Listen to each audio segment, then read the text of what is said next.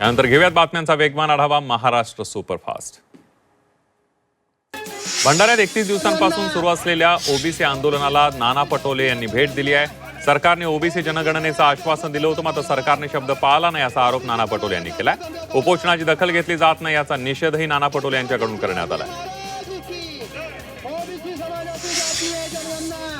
अनिकेत तटकरेंचं चर्चेसाठी नेहमी स्वागत असेल। तटकरे कुटुंबाची आणि आमची काही वैयक्तिक दुश्मनी नाही असं वक्तव्य महेंद्र दळवी यांनी केलंय।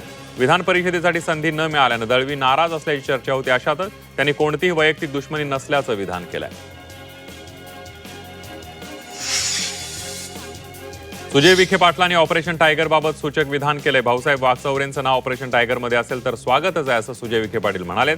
तसंच देशात अनेक खासदार त्यांच्या पक्षाच्या नेतृत्वाला सोडून प्रधानमंत्री मोदींचं नेतृत्व स्वीकारण्यास इच्छुक असल्याचंही विखे पाटील म्हणाले। शिर्डीतील निकृष्ट दर्जाच्या प्रसादाप्रकरणी खासदार भाऊसाहेब वागचौरेंनी दखल घेतली आहे। प्रसादामध्ये भेसळ आढळल्यास कठोर कारवाई केली जाईल असा इशारा त्यांनी दिलाय। धार्मिक स्थळी दर्शनासाठी येणाऱ्या प्रत्येक भक्ताला उत्कृष्ट प्रसाद द्यावा असं वागचौरे यांनी म्हटलंय। पुणे महापौर कार्यालयाला उडवून देण्याचा धमकीचा ईमेल आलेला आहे, मात्र तपासांती हा फेक मेल असल्याचं समोर आलंय। पोलिसांनी या प्रकरणाची कसून चौकशी करावी अशी मागणी महापौर मंजुषा नागपूर यांनी केली आहे। तसंच असल्या धमक्यांना मी अजिबात घाबरत नसल्याचंही महापौर म्हणाले। यवतमाळमध्ये शेतकऱ्यांनी जिल्हाधिकारी कार्यालयावर हल्लाबोल आंदोलन केलंय। शेतकऱ्यांना पीक विमा तत्काळ अदा करावा, तसंच शेतकऱ्यांची कर्जमाफी करावी अशा विविध मागण्यांसाठी हे आंदोलन करण्यात आलं। वाशिम तालुक्यातल्या आडोळी परिसरामध्ये 500 एकराहून अधिक क्षेत्रावर हळदीची लागवड झाली आहे, मात्र अद्याप मान्सूनचा पाऊस न झाल्यानं सिंचनाची सुविधा नसलेल्या शेतकऱ्यांच्या शेतातील हळदीचं बियाणं सुकू लागलं असून काही ठिकाणी कंद कुजायला सुरुवात झाली आहे। त्यामुळे शेतकऱ्यांवर आर्थिक संकट ओढवण्याची भीती व्यक्त केली जाते। सोलापुरात थकीत ऊस बिलाच्या मागणीसाठी शेतकरी आक्रमक झाले। तलावामध्ये जलसमाधीचा इशारा शेतकऱ्यांनी दिलाय, तर गोकुळ शुगर कारखान्याच्या थकीत ऊस बिलाच्या मागणीसाठी शेतकरी आक्रमक झाल्याचं पाहायला मिळालं। 15 दिवसांपासून शेतकरी मागणी करतायत, मात्र कुठलाही प्रतिसाद न मिळाल्यानं त्यांनी जलसमाधीचा प्रयत्न केला। जालन्यात कचरा वाहतूक करणाऱ्या पालिकेच्या घंटागाडी चालकांनी संप पुकारलाय। घंटागाडी चालकांचा 3 महिन्यांचा पगार रखडलाय। तातडीनं पगार न झाल्यास आणखी आंदोलन तीव्र करण्याचा इशारा या चालकांनी दिलाय। यवतमाळमध्ये शेतकऱ्यांची मान्सूनपूर्व पेरणीची लगबग सुरू झाली आहे। जिल्ह्यामध्ये अद्याप मान्सूनच्या पावसानं हजेरी लावलेली नाहीये। मान्सूनपूर्व अवकाळी पाऊस काही भागामध्ये बरसला, मात्र शेतकऱ्यांनी पेरण्यांची घाई करू नये असं आवाहन शासन आणि जिल्हा प्रशासनानं दिलेलं आहे।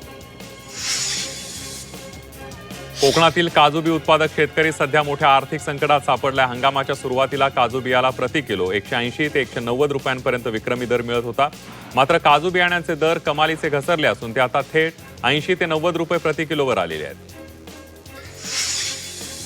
हिंगोलीमध्ये सरकारी एसी शववाहिका लाखो रुपयांच्या नव्या कोऱ्या 3 वर्षांपासून धूळ खात पडल्याचं पाहायला मिळतंय।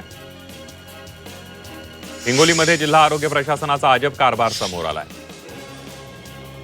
गुजरातमध्ये झालेल्या जागतिक योगासन स्पर्धेमध्ये चिपळूणच्या तन्वी रेड्डी हिनं उल्लेखनीय कामगिरी केली आहे। 55हून अधिक देश सहभागी झालेल्या या स्पर्धेत तन्वीनं आपला कौशल्याचा ठसा उमटवत भारतासाठी सुवर्ण पदक पटकावलंय।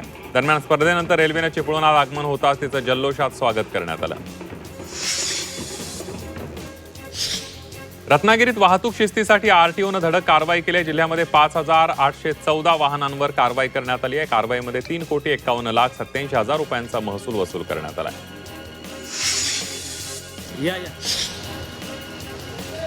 पुण्यामध्ये लक्ष्मीनगर पोलीस स्टेशनच्या गुन्हे शाखेच्या पथकानं सार्वजनिक ठिकाणी तलवार बाळगणाऱ्या एकाला अटक केली आहे। तसंच ती तलवारही जप्त करण्यात आली आहे। एरोडा परिसरातील मंगलेश्वर चौकाजवळ एक व्यक्ती तलवार घेऊन फिरत होता। सापळा रचत त्याला ताब्यात घेण्यात आलाय। लक्ष्मीनगर पोलीस ठाण्यामध्ये गुन्हा दाखल करण्यात आलाय। नाशिकमध्ये ज्येष्ठ नागरिकाची 2,35,000ची सायबर फसवणूक करण्यात आली आहे। केवायसी अपडेट करण्याच्या नावाखाली सायबर भामट्यानं फसवणूक केली आहे। बँकेचा मॅनेजर असल्याचा बनाव करत केवायसी करण्यासाठी वैयक्तिक माहितीची मागणी करण्यात आली। यानंतर त्यांच्या खात्यातून 3 टप्प्यात पैसे डेबिट झाले। सिंधुदुर्गमधील मुंबई गोवा महामार्गावरील मानवनिर्मित धबधबे प्रवाहित झालेले आहेत। धबधबे प्रवाहित झाल्यानं वाहन चालकांना त्रास झालाय। ठेकेदाराच्या चुकीमुळे धबधबे प्रवाहित होत असल्याचा आरोप नागरिकांनी केलाय।